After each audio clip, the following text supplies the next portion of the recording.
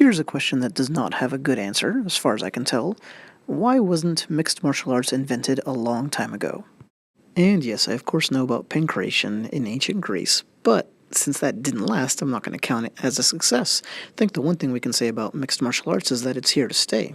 We also know that in China and Japan, in the old days, there were grappling and striking arts, which existed side by side. And contrary to popular opinion, at least in my opinion, there were plenty of people who knew both, and there were definitely times that they overlapped, or, adherents from the two varying styles would come across each other, and you'd get a flat-out grappler versus striker match.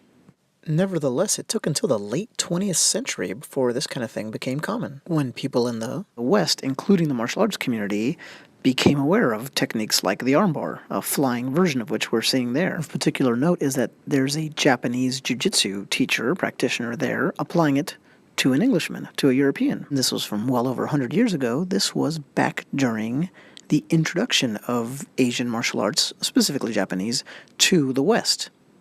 Essentially the same dynamic that happened far later when jiu-jitsu arrived in Brazil, giving birth to Brazilian jiu-jitsu. As you probably know, because you're interested in this video, that in turn gave birth to UFC 1, we'll fast forward here, right? Mixed rules fighting, UFC 1, and then mixed martial arts invaded the popular consciousness. As you can see from these visuals, the conditions were right for that far, far earlier. There was a veritable fascination with jiu-jitsu in Victorian England, and I seriously doubt the term barjitsu is new to you, but this mixed martial art was born. Not just in England, by the way, I should clarify, but basically if you look at the old fighting manuals, and you're going to see, a lot of grappling, but also knees and punches, pretty much all the elements we would associate with MMA.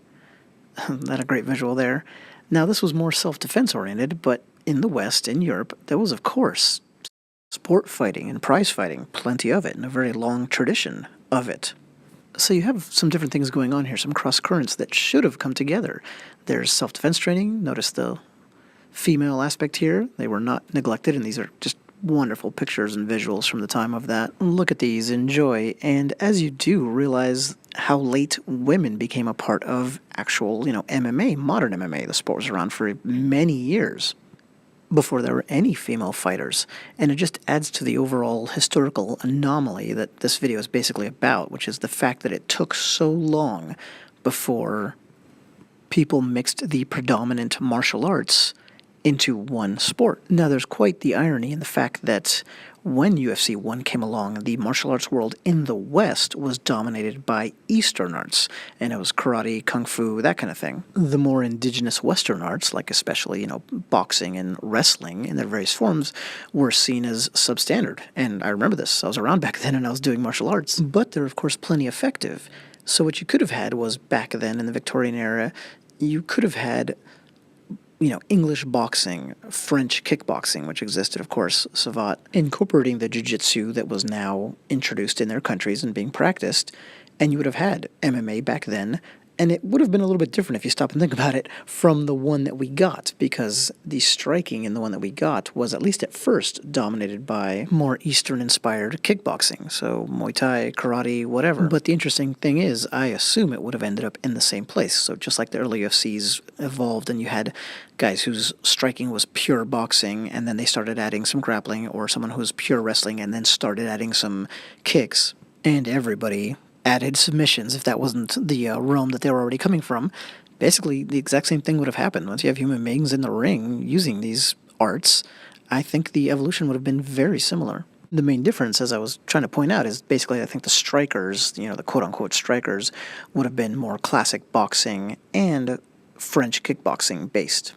But, as I'm sure some of you have noted, I've left something out, which is catch wrestling, and we're looking at a catch wrestling match right here. Regardless of its exact evolution, which I'm no expert on, we get to say there was competitive submission wrestling as well. The timelines may not overlap perfectly, but in the broad sense, they absolutely do, to the point where, once again, we can say all the ingredients were in the pot at the same time.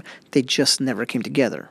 The strangest thing about the MMA explosion when it first happened was the shock that there was when it was realized that somebody, fighter A could take fighter B down even if he didn't want to be taken down. At least with the public, and really, though, martial arts community at large.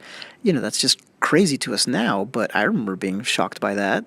And it's really easy for someone young to be cocky and look back at the cognitive dissonance going on in the, TMA, traditional martial arts, at that time, but we're all limited by, you don't know what you don't know.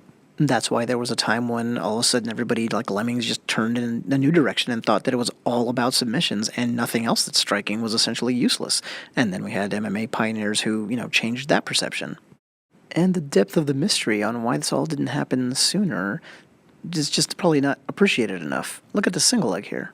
He's got the leg, he's got the pull-push going with his head. He could have his opponent's leg in between his, but other than that, he's ready to go for a takedown. And he's obviously going to. Why didn't people keep doing that? How did we go from things like that to this? I love these old illustrations, but these completely insulated styles. Many of you will recognize martial arts icon and pioneer Judo Jean LaBelle here, who of course took on boxers as a judoka. He even did it on film, as you can see here, and still in the 1990s, the world was really surprised, right? When this experiment was revisited, right, or kind of recreated as if for the first time. The martial arts fans will, of course, recognize this fight here as well. Ali versus Inoki, 1976, a competition that was neither 100% scripted stage show nor 100%, competitive fight. In my opinion, at least, it was more a part of this misunderstood, almost accidental tradition, the half-staged, half-real fight. But that's neither here nor there. It's certainly beyond the scope of this video. What it is for our purposes is yet another instance where the sport that was born in late in the 20th century could have been born earlier. I mean, talk about visibility. This is Muhammad Ali, the greatest boxer of all time. Certainly the most iconic fighter on earth at that moment, taking part in a mixed martial arts bout of sorts. How did that not lead to a promoter or somebody arranging more spectacles like this, especially high-profile ones? If it had, or if that had happened at any of the points that we glanced at here previously, martial arts history and evolution could have been quite different.